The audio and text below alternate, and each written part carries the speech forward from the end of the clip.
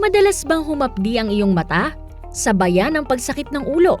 O kaya naman ay napapadalas ang pagkusot ng iyong mata dahil sa pangangati?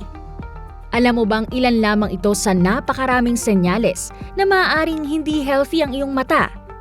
At bago ka pa mapaniwala ng kung ano-ano sa social media, narito ang ilang tips to maintain or achieve healthy eyes, straight from an ophthalmologist.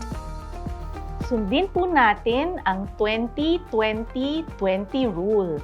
Ang ibig pong sabihin nito, kapag 20 minutes na tayong nagbabasa o nagko-computer, tumigil muna po tayo sa pagbabasa, tumingin ng malayo, mga 20 feet away, at for 20 seconds, titingin lang muna po tayo sa malayo. Kailangan po tayong magsuot ng sunglasses upang maprotektahan ang ating mga mata sa sinag ng araw na may ultraviolet rays. Huwag po natin kukusutin ang ating mga mata.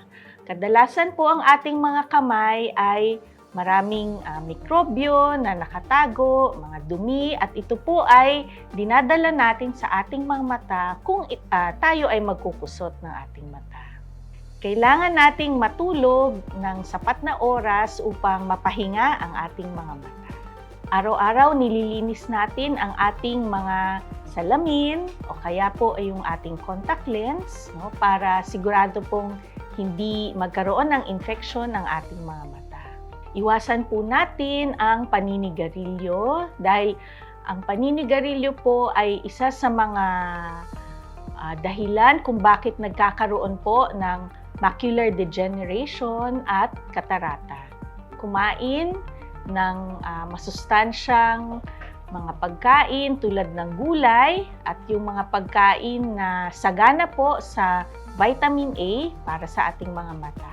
At ang pinakahuli po sa lahat, huwag po nating kakalimutan na kumonsulta sa ating ophthalmologist para sa ating eye check-up kahit isang beses po sa isang taon.